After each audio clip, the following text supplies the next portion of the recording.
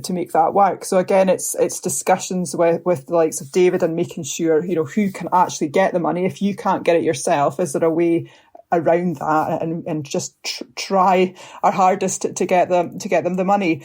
They're hope, if it is a sound business plan, you would hope somebody out there would lend. But again, as David says, that there is a lot of loan funding out there at the moment which is should be a little bit easier to get your hands on.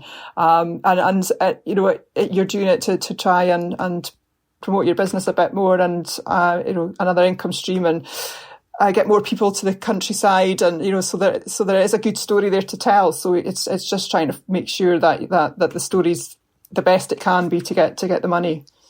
Yeah, absolutely. I mean, speaking from personal experience, one of the well-known banks wasn't interested in our project at all, and we felt a bit downhearted by that. Another of the equally well-known banks couldn't have been more enthusiastic. So actually, if you don't succeed first time, it doesn't mean that your idea is bad. It might just mean that it doesn't fit with the lending priorities of that particular bank. So yeah, give it another go would be my advice, because if you've got a sound business plan that you and your accountant is convinced is going to be successful, then, as you say, somebody somewhere will be willing to and keen to get behind that and support you. There's lots of other funding bodies out there rather than the main banks now. There is a lot of variety out there. It's just knowing where to go, and the likes of us can help with that.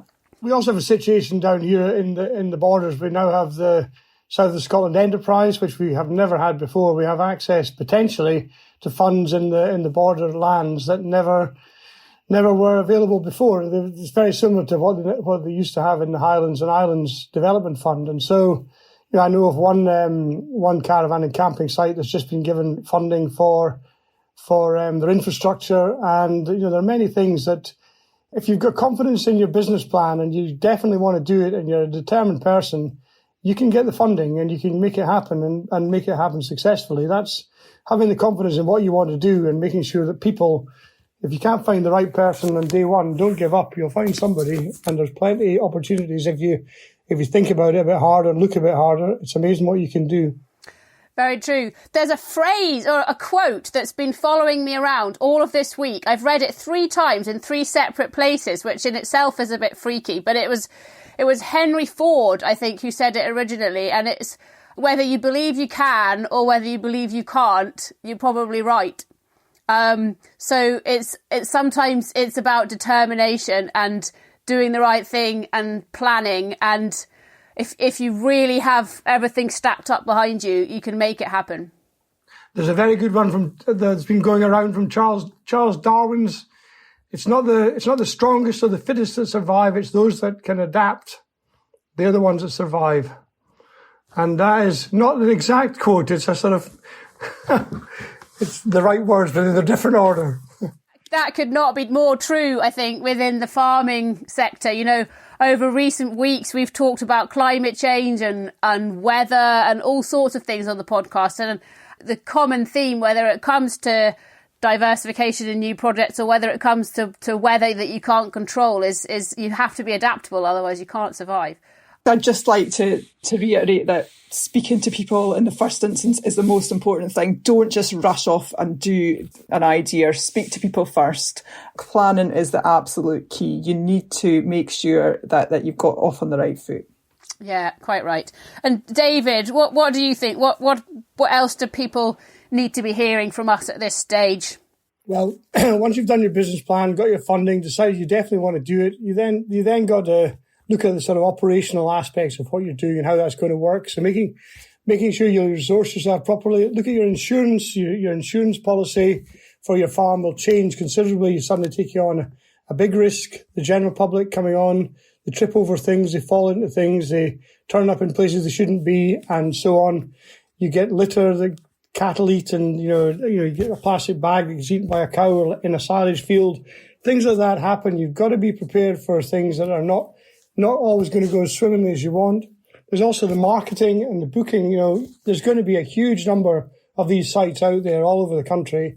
You've got to make sure your product gets to the top of the search engines and top of the top of the list so people see it. And you've got to get all your social media sorted out. You've got to learn all about that. You've got to work out your whole marketing strategy, your booking platform, get it as full as it can be, and then look to how you can diversify your diversification to make it all the add-ons that go with it, and horse riding and farm walks and farm tours, and it's endless. It becomes an endless thing that just grows and grows if you get it right. Thank you to David and to Sheryl for such great and comprehensive advice. If you're thinking of starting an agritourism business, hopefully that set you on the right track and given you some information that'd be really useful. Or maybe you weren't thinking of doing anything like that before listening and the chat has inspired you to start thinking about it. But either way, thank you for joining us and I hope you found it useful. Douglas Hume & Co are chartered accountants and tax experts with 8 offices throughout Scotland and Northern England. As you've heard in the episode, they are extremely good at helping rural businesses make the most of their assets and being proactive about things like tax efficiency, succession planning and a host of other services. FBRSeed are specialist rural surveyors and land agents offering unrivalled expertise in farm and estate management and an extensive working knowledge of rural business assets. Again, that expertise is very clear from the chat that we've just had. Huge thanks, as always, to everyone who likes, shares and promotes on-farm episodes on social media and elsewhere. Please do keep telling people about us and obviously particularly share this episode with anyone thinking of getting involved in agritourism. Our usual reminder before we go that On Farm is made by the team at Seen and Heard PR and Marketing. If you need a new brand, logo, website, social media management or advice on any type of communications, we are people to speak to, so do just get in touch. Thank you again for listening and we shall see you next time.